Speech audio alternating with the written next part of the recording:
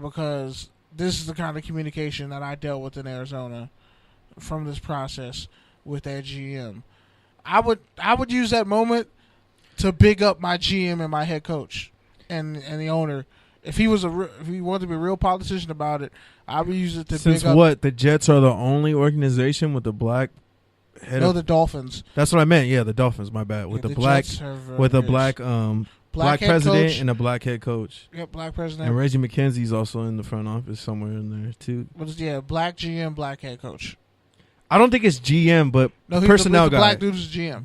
I don't think his title is actually GM. It might be VP, but either way, he oversees player personnel. Yeah, he's the head of the front office.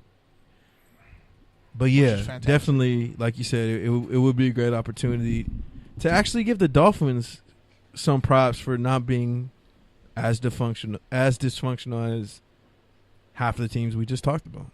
And the Dolphins have actually a really nice offense and perfect scheme fit for Josh Rosen. Kenyon Drake, Kenny Stills, Devontae Parker, the tight end out of Penn State. That's like a 7-on-7 offense, though, bro. And Like they're definitely that team. Quick. They're definitely that team that will go undefeated in passing league and then go 5-4. Well, it depends on how good they run depends how good they run the ball. I meant in high school or college, not at 5-4 in the NFL. Ouch. Yeah. But that's really who the Jets are. 7-9, so I also go to high 8-8. school from a couple years ago? All right, man. All right. Next up, this is one that I wanted to talk about. So Matt Barkley, your boy, former SC Trojan, now turned NFL journeyman, bounced around the league a lot.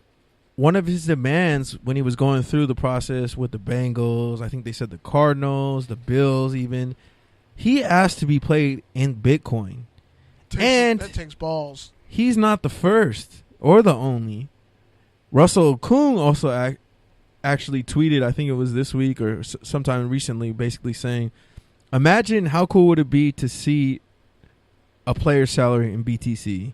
And he pretty much saying that he's part of the Bitcoin movement and anti-bank. So he's on board with that too. Anyways, you got a take or a tangent on players getting paid in Bitcoin. Bitcoin has lost a huge chunk of its value in the past 6 months. No, they're back up. It's back up to again? 8K. Yeah, it was down 3K. It's at 8K today. I don't know, man. I'm not really too sold on Bitcoin. Do you even know what Bitcoin is? I understand it. What is it? It's pretty much the form of... Okay, so it's like... You could just say, I don't really know what it is. I know what it is, but to explain it, it still feels weird. So it's like... Okay, imagine a transaction between me and you, right? Yeah. And the name of the currency, whatever we use, we say it's like some form of data mining or some shit like that. It's some data or currency that we agree on, and that holds value between us compared to the dollar.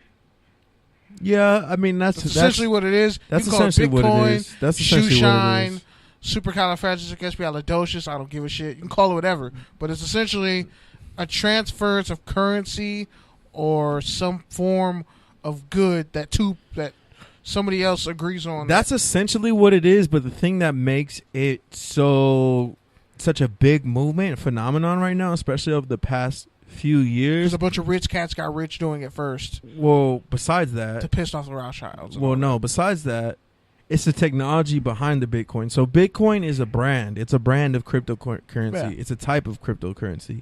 But there are dozens and dozens of other alternative coins. Ethereum, Ripple are two of the other bigger ones outside of Bitcoin. And the thing about Bitcoin that makes it so appealing is it is essentially what we value it between me and you, but it's also being served on my server, your server, server, everyone else's server, everyone else's server, so that value is upheld by being verified between us three and the network of other people whose that transaction is also on the server. So basically, it's just supposed to be a lot more secure because it is distributed amongst so many other people. It's not one server. It's not one bank being in control of it. It's essentially divvied up between all the people. And so that kind of goes into the gig economy. That kind of goes into people, you know. There's a lot of elements to it. White people like it. Survivalists, libertarians, security nerds, tech people. Yeah. Like you said, people who want to get rich quick because people did all of a sudden get rich off of it. And pretty much the dollar's the fiat currency. It's going to crash very soon. The whole World War III and everything else. No, but like it's literally a fiat currency, and it's not going to last. Like, we literally print money, but we're trillions of dollars in debt. Like, you can't do that. I can't do that. That's a separate with issue. My phone bill. But whatever. Anyway. So, chat room. Shout out to Ryan. She said 400 once who made that YG drop. 400. Next up. Ask no questions. Just hold it down.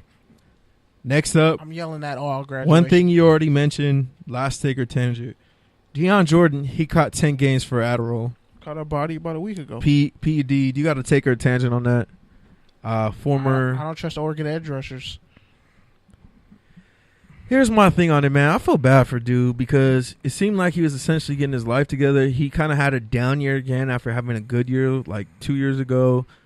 But I felt like he was still going to catch on somewhere and then maybe get one more opportunity to actually get some serious playing time. But now, missing more than half a season, I think the reason why it is 10 games because he has previous suspensions for other substance abuses. I don't know if it was Adderall. Point being, it was Adderall. I feel bad for. No, I'm saying previously. Oh, okay. Yeah. Because I think he caught one with the Dolphins and stuff too. He caught several with the Dolphins. Yeah. He was suspended and out for a year because of that. Yeah, exactly. So pretty much, I just feel bad for dude because it's essentially his living. But I'm sure he'll try to catch on the XFL. That makes it. Because Daryl Johnston got a job at the XFL. He did? Yeah. Good for him, man. He got blackballed. Because him and Troy Aikman, what? Oh, I thought you were talking about Daryl Washington, the Cardinals. No, not Daryl Washington. No one knows what happened to him, but just know TCU players with drug problems are people you should probably. They usually don't pan out in the NFL. All right. Next up, we got touchdown to turnover. Let's try and make it quick. This should be quick. Shout out to Mikhail, PG, Courtside Radio, Good News Sports. Dwayne Bowe officially announced his retirement. He hasn't played since 2016, but he re-signed with the Chiefs for a one-day contract. Why do we keep talking about Kansas City Chiefs on this podcast? It's really starting to upset me. Don't worry, we got another one coming up. But is that a touchdown or a turnover? That's a touchdown. Like that one time I think he had 16 touchdown catches or something like that. Dwayne Bowe was nice for a couple of years at LSU. LSU receiver you? Nah, he was like the first big... Didn't he play with someone else too that went to the league? Yeah, he was like the first big LSU receiver in a while that was good. Yeah, the thing I will say... Early Doucette. Remember Early Doucette? Yeah. The reason why I'm saying this is a turnover, because, I mean, we talked about it. We talked about Macklin. Thinking of Michael We Clayton. talked about Macklin having a retirement a year after he didn't play. For Bowe, this is 2 full seasons. Going back to the team that essentially cut him. I thought he retired for real. Yeah. And you sign a 1 game to retire with them? Like, bro, you already retired. Macklin didn't even do that. At least he was, doing it at a gender reveal, living his best life. And was like, yeah, fuck football. I'm going to be a family man. Dwayne Bowe's just like, hey, did y'all remember me? Like, hey, remember I paid for the Chiefs? Jamal Charles did it. Remember I was a Pro Bowl receiver who didn't have any domestic abuse? That was the wrong button. Yeah, I know it was. Because I know I was like, bruh, damn. Okay. All right, next up, man, the Pats Signed Jamie Collins, free agent, former Cleveland Brown, former Patriot. The Patriots traded him. Patriots traded him to Cleveland because they didn't want to pay him, and then he got paid, and then the Browns didn't want to pay him, and then they cut him, and now he's back with the Patriots. Yeah, it makes sense. Is that a touchdown or turnover? It's a touchdown for them because now they're going to run a bunch of amoeba coverage. You have him, Kyle Van Noy, and Dante Hightower. So a bunch of athletic dudes who may or may not be game time decisions. Yeah, you're not wrong. Bravo. That just gave me the strength to write 30 more words. Slowly coming out of this. I literally have like 1,000 words left. Yeah, I'm also going to say it's a touchdown because 900. He's pretty much the best linebacker available at this point. And the Patriots are pretty good at finding veteran bargain bin free agencies. I think Zach Brown signed with the Eagles. Yeah, he signed a couple weeks ago. All right, next up, another one we already mentioned. The Jets traded Darren Lee to the Chiefs for a 6th-round pick. Is that a touchdown or a turnover for the Chiefs? It's perfect for the Chiefs because he really is a coverage linebacker and they're running a 4-3. And he can complement Ragland since, Ragland can't cover. Has no speed. I don't know who the third outside linebacker is, but Darren Lee's an upgrade. Yeah, for sure. The dude was converted safety. Didn't they just draft someone like last year or this year? Dorian O'Daniel, the dude for Clemson, who's really good. I don't like that linebackers wear numbers in the 40s. It's really gross now. Nah, I don't like seeing a 44. Better than a safety. Except for 42. Safety can wear 42. Outside of that, well, Chinnon Wilson wears 42. A 47 is nice on a will linebacker. I can see 47. I don't want to see a 46. I think 40's tight. I've always thought 40's tight, but 40, that's probably because 41, 42. That's probably because my cousin was number 40. 45 is low-key trash. I don't care what anyone says. It just only works if you're nice. But yeah, 47. Yeah, if you're nice, 45 is a scary number. Yeah, because it's like, why is he wearing 45? He must be nice. He could easily wear 55. He's the best player on their defense. / Deion Jones. But yeah, like 40, 41, 42, 44, and 47. That's what I tolerate. Any other number, you better be a fullback or a running back. All right. 48 is a trash number. Yeah, it really is. Next up, E.J. Manuel announced his retirement, which another Chiefs tie. He recently signed with the Chiefs to be their backup, and he announced his retirement. So is that a touchdown or a turnover?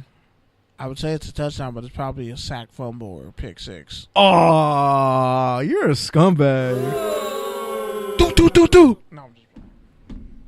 Can we just, I'm going to say it's a turnover because, one scout had him as a tight end. Did E.J. Manuel ever really get a fair shot? He got beat out by Tyrod Taylor, his first or second year? And outside of that, black on black crime or no? Outside of that, he was pretty much the fallout from Christian Ponder. So it was like he actually played good as a Raiders backup. He should have stayed. And he was actually not the problem that year that Derek Carr was hurt. He should have stayed. He almost beat Denver. But John Gruden's never mind. John Gruden Vormeered him. Never mind. All right. That's it for touchdown and turnover. So the last thing I want to do, since we actually have some time, NFL Network did a list pretty much ranking the top 20 players who got traded in their prime. Some of the highlights: number 6, your boy Marshawn Beast Mode Lynch, traded from the Bills to the Seahawks. Number 11, your boy Randy Moss, traded multiple times in his prime. And number 20, Khalil Mack. Other highlights. Let's see. Jerome Bettis, traded from the Rams to the Steelers in 1996. Shout out to the Ramley. Shout out to Jackie Ramley. Frank Tarkenton from the Vikings to the Giants. Frank Tarkenton. In 1967, Willie Brown